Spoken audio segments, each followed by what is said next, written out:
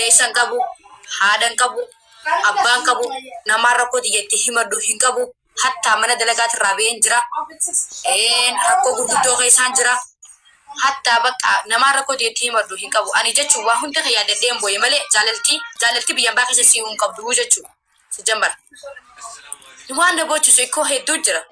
Oromooti akkanumatti fuutanii anyaddaan hin godhatina. Ikkoo maaltu jira beektaa? Wanti waa hedduu na dhagahame mana dalagaatiin hin deemee namaan tirkadhu hin qabu. Oromoo wajji waliin lolee, Somaalee san wajji waliin lolee, karaa xiqqa karaan goruun dhabee biyya san keessatti jechuun saniin na rakkisee na boochise malee Oromooti waan biraa miti. Hatta bakka ani baay'ee takka isiniin jaaladhaa. Asumaan hedduu takka isiniin kabajaa.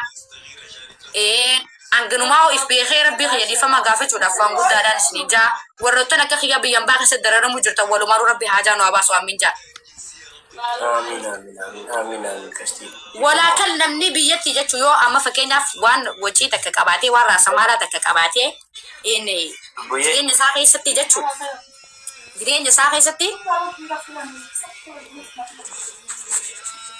Jireenya isaa keessatti jechuun waan takka qabaatee si jamma rakkuma jabaattee biyyaa si baasa. Rakkuma jabaatteetu bakka hin taane hunda si dhaaba.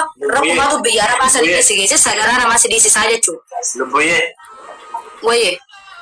Bakka galgala hinaasuuf na ishii mana asilitti dhufnee galgala. Naa rakkoon qabu du'aayin godhadhaan inni deemtaati. Hatta yaa rabbii kiyyoo ani badii kiyyoo hundara naa tare. Yaa rabbii kiyya ganaa qaama kiyya hin mul'isu. Yaa rabbii kiyya sattaradee akka ilmoo namaa keemmoo musliimaa takkatti musliimummaa kiyya. Islaamummaa kiyya qabaachuun ittiin boonaan dhageessa. Islaamummaa jechuun waan guddaa ni beekta. Addunyaa kana na milkeessaa jechuudha. Duuna milkeessaa jiraaduna irraa bareeda. Okay? Saniifuu if beekuu, if gamaggamuu tattaka fiddeebuu nu bareeda fiddeebuu. Jira waa hedduu takka Oromoo kiyya baay'ee takkaan isin jaaladhaa. Akkanumaa wajjin obsa feesisaa obsuun oolan. Mee Kasti Kushummee biskuutii chokoleettii takittii warra Harargee lubbuyyee. Obsa feesisaa obsa namaa kan. Ni dhufti inni kutti balloo yennaan rakkoon owwaatte jan rakkoo maaf owwaatte si yaamne jennaan karaatuun na keessa baa.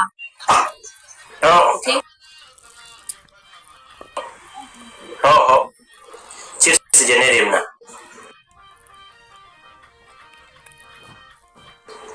Daqiiqa lubbuyyeen deemna. Gaafa tujjaaru ka deemtu beek. Innaa maaf feesi obsa. Sabrii. Toltuun dhufu hammuun dhufu alhamdulillah yaa rabbi kiyya sinna fideettee am jira biyoo olfattee toltumaa sitti dhufu.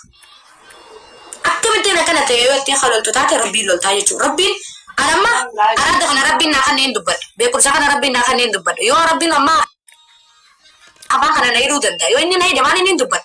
Alhamdulillah fayyaa qabaachuuf si jammara. Namni fayyaa qabu waan dhabe qabu. Shettiin hima. Yeroo ammaa kana keessatti na hidhuu danda'a. Na hiikuu danda'a. Biloona qaama kiyyaa guutuu rabbi harkaa qabaa jechuudha. Injifattoonni hin baay'ifne waa jechuun hin dura waa jechuuf hin jarjartanii inshaallah.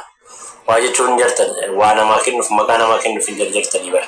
Namni hundi isaa ilma namaa ta'ee kan madaa wayii hin qabne jiru. Ilma namaa ta'ee kan hanqina hin qabne jiru. Ilma namaa ta'ee kan rakkoo hin qabne jiru. Hundi keenna rakkoo mataa keenyaa hin qabna. Hanqina mataa keenyaa hin qabna dhageesse. Ilma namaa taate ati waaqaa miti. Siigalee ilma namaa ta'e kan hin dogongorre hin jiru. Hin dogongorti namni kamuu hin dogongora siigalee. Nama jechaan dagmoo dogongora keessa kaafuu osoo hin taane kan dogongora ofii beekee dogongora keessaa ba'uudha. Kana waan ta'eef beekaa namaa jechaan nama waa balleessu jechaan nama beekaadha. Badii sanarraa baratee of duba deebi'a waan ta'eef siigalee. Kana waan ta'eef ilma namaatiin ekelee akkana jechuun osoo hin taane ofiif deebi'a of ilaala. Hagam nama qulqulluudha. Ilma namaa lafa kanarra ka deemu hundi isaa qulqulluun hin jiru. Eenyu qeesi haga sheekitti olii kaastee haga gadiitti jecha hundi namaa dilii qaba. Dilii isaaf rabbii isaa qofa beeka. Kana waan ta'eef ani qulqulluudha. Ani nama akkanaati. Ani nama beekaadha. Ani nama araadaadha. Ani nama qaruuteedha hin jedhina. Namni waasiin haa jedhu ati ofii waa hin jedhu.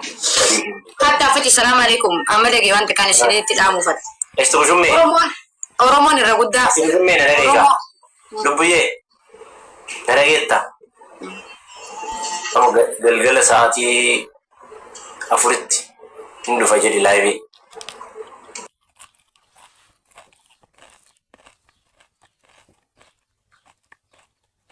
Yeroo dalagaa fide achi bal'inaan yoo maasofte asirratti haasofne bakka deeme. Ciao shi guyyaa gaarii. Aye. Yoo si dabbarii gastiifaa seenaa tattaafadhu shi. Laa hin seenu. Okay. Sabar kakaddu. Maal jedhee kadha? Ha? Maal jedhee kadha? Badahiyyee. Bageeffadhu waaqa salata shaniitiif sooma soddomaati kakadhe rabbina haa hongeessu ambooniyya jaalala dhugaa jaaladhee jedhe. Ufa baaruudha malee barkun.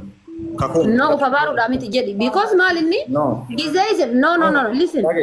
Dhagayi. Gizee isin dhuftanii hiree namarra dhaabbattanii qoostan. Kabiraa ammoo dhugamaa waa wal jaalatan se'eetiin cadhiseetiin nama onnadha. Inde obboleessan ta'e muudii akkasii. No. No. Asin dura illee waan si godhe wayii jiraata. Akkasiin natti himu malee. Naa waada gooteeti. Gaafa gaaftu illee waan jiraata. Amma fakkeenyaaf.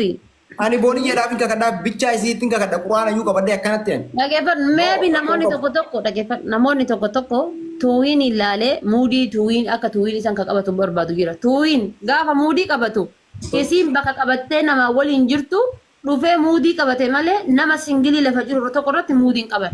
No, it's time.